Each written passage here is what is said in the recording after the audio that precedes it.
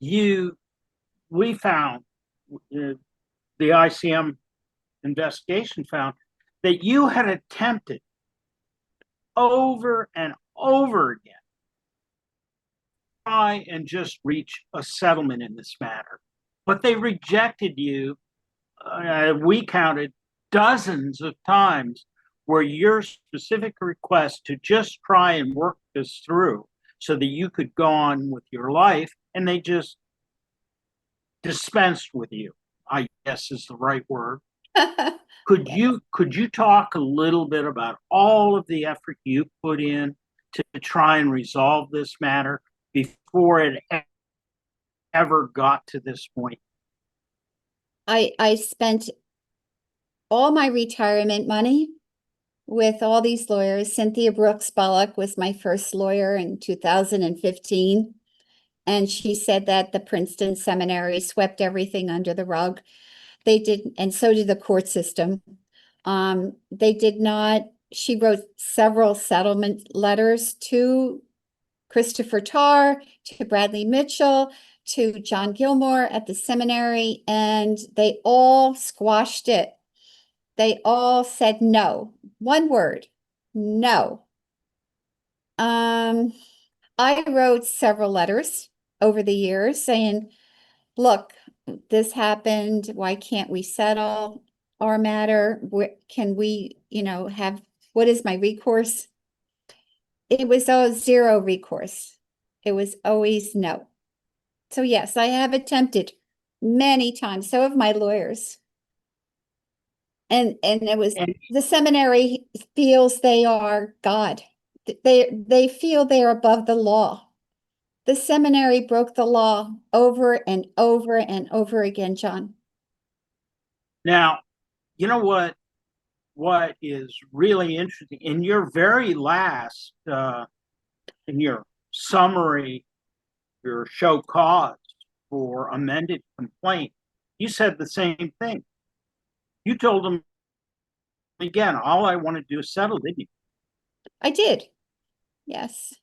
Yet again. So we found a lot of that, and we find that to be really, really an interesting part of your story. I know. And here you are again and again, just asking for a fair treatment in this matter, and it is denied to you. Now, I'd like to close off our interview, John, may I ask one with thing? asking you, John, may I, you sure John, may. may I say Yes, one more please. thing? Who Yes. is the seminary? What is their code of conduct, John, in a few words?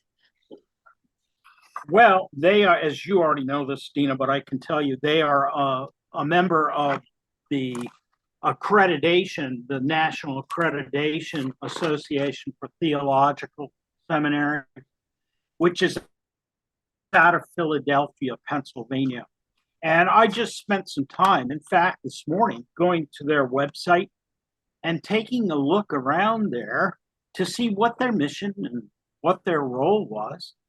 And it's basically an institution, it's multi-denominational, that allows and supports theological study of any kind. Thank you. And they have accredited the Princeton Theological Seminary to help support them in the mission of the ministry, training, educating, ethically and otherwise, ministers of not only the Presbyterian Church, but the Catholic Church, multi-denominational churches. And we found out the Princeton Theological Seminary was a member of this association. And we're quite surprised, really, by that fact.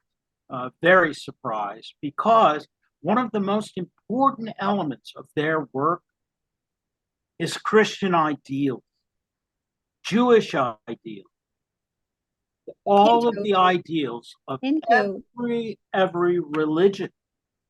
And yet we're seeing Princeton Theological Seminary engaging and not to make any judgments, but engaging in horrible things. We find your case to be very, very compelling, very, very, very, very rich in evidence showing that what's happened is real, it's true, and the denial that comes from a Christian organization like Princeton Theological Seminary as a member of this global accredited organization.